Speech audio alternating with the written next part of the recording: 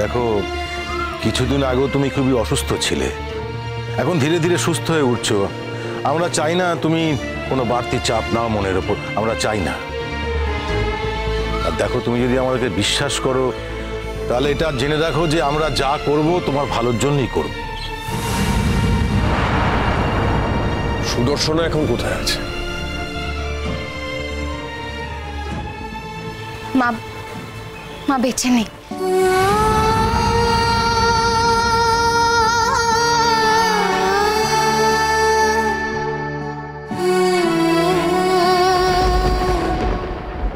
গুরুজি, কি হয়েছে গুরুজি? সাধু বাবা, গুরুজির উনি একটু আবেগপ্রবণ হয়ে পড়েছেন।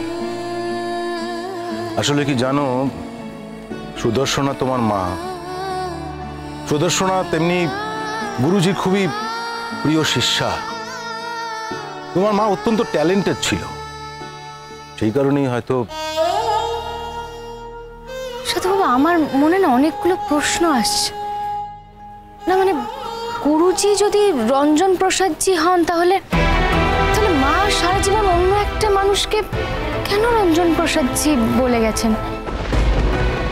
মানে মা অঞ্জন প্রসাদজিকে কি তাহলে মানে রঞ্জন প্রসাদজি ভেবে অ্যাকসেপ্ট করেছেন?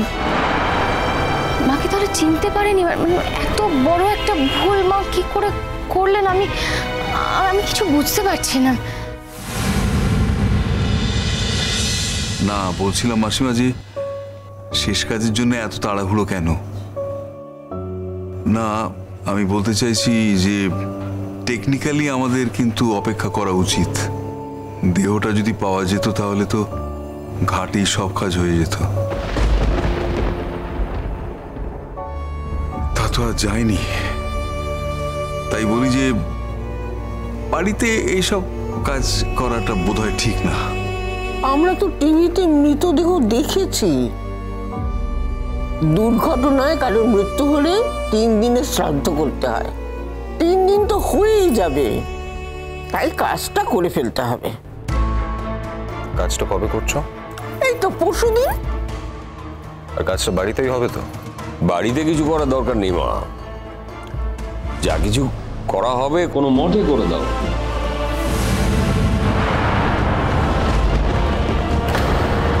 কেন বাদশা, আমাদের কথার কোনো দাম নেই? ওই মেয়েটা আমাদের কে হয় যে ওর কাজ আমাদের বাড়িতে করতে হবে? তোমাদের না হলেও আমার তো হয়। কে হয় তোমার? কে হয় বলো? আমাদের মিথ্যে বিয়ে হয়েছিল বলে আমাদের ডিভোর্স করিয়ে তোমরা ব্যাপারটাকে মিটিয়ে দিয়েছো। কিন্তু তোমাদের কাছে যেটা মিথ্যে সেটা তো আমার কাছে সত্যিও হতে পারে। আর ধরে নিলাম সেই ব্যাপারটা মিথ্যে। মিথ্যেও যদি হয়ে থাকে, রোশনাই অন্তত একটা দিনের জন্য আমার স্ত্রী ছিল, সেজন্য ওর কাজটা এই বাড়ি থেকেই হবে। বাচ্চা, তোমার ক্ষেত্রে তো সেরকম নিয়ম টিয়মের বিয়ে হয়নি।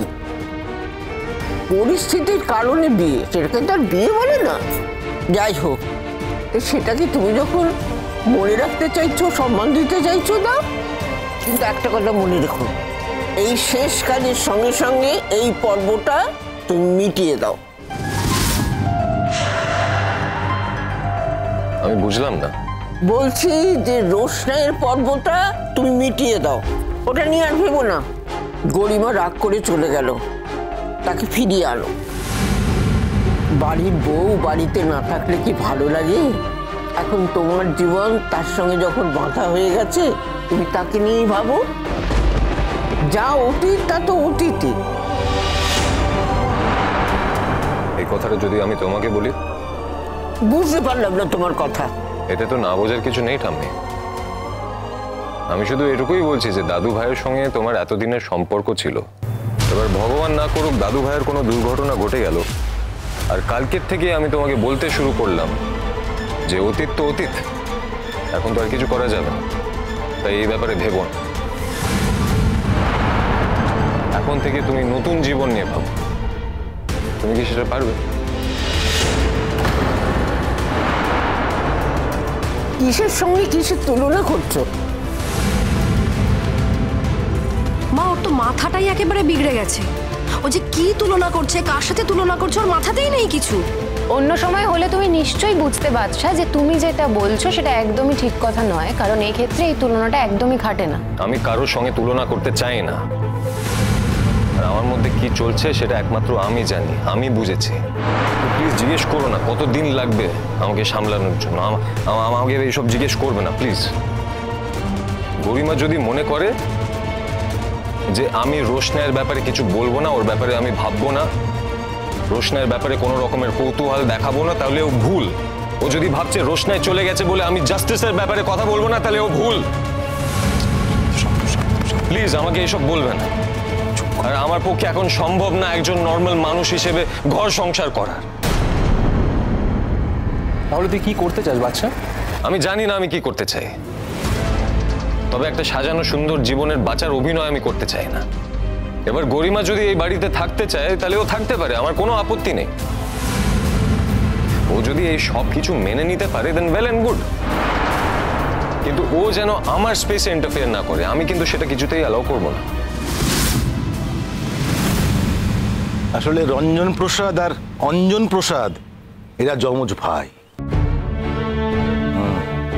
তোমাকে না বললে তুমি বুঝতে পারতে দুজন আলাদা মানুষ? পারতে না।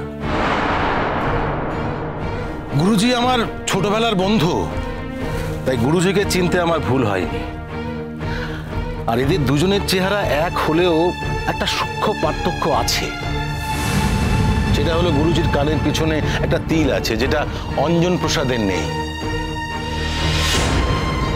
কিন্তু আমি একটা কথা বুঝতে পারছি না যে ওই গুরুজি তাহলে আমার মায়ের কেন ক্ষতি করতে চাইলো? মানে কি স্বার্থ আছে ওনার? নিশ্চয়ই কোনো স্বার্থ ছিল। আর তুমি কি চাও না যে তোমার মাকে যারা মৃত্যুর মুখে ঠেলে দিয়েছে তাদের মুখের মুখোশগুলো টেনে ছিঁড়ে দিতে? চাই, আমি চাই গুরুজি। আর একবার যখন বেঁচে ফিরেছি তখন তো শুধু একটু সময় দাও আমাকে, একটু সময় দাও। সন্ন্যাস জীবনে থাকার কারণে আমাদের ব্যক্তিগত স্বার্থ থাকতে নেই মা। শোনো না মা, আমরা তোমার নাচের একটা বড় অনুষ্ঠান করতে চাইছি। না না সাধু বাবা, আমি আমি আর নাচতে চাই না। আমি আমার এই জীবনে আর কোনোদিনও অনুষ্ঠান চাই না, আর কোনো অনুষ্ঠান চাই না আমি। আমরা এই সত্যটাকে উন্মোচন করতে চাই, তার জন্য এই প্রোগ্রামটা হওয়া খুব দরকার। এখানে সমাজের বহু উপরতলার মানুষ আসবেন, আসবে নকল রঞ্জন প্রসাদ। আর এই প্রোগ্রামটা হবে কলকাতায়। কলকাতা? না গুরুজি, না সাধু বাবা, আমি চাই না ওই চ্যাটার্জি বাড়ির আর কেউ জানুক আমি বেঁচে আছি। আমি চাই না। সাধু বাবা, এখানে যারা যারা থাকেন তাদের নামের লিস্টটা আমাদের চাই। আপনার নাম কি? বারবার মনে হচ্ছে মেয়েটার ঘুমটা সরিয়ে মুখটা দেখি, কিন্তু কেন মনে হচ্ছে এরকম? রোশনাই মরে গিয়ে নয়নতারার জন্ম হয়েছে। রোশনাই সত্যি আর বেঁচে নেই।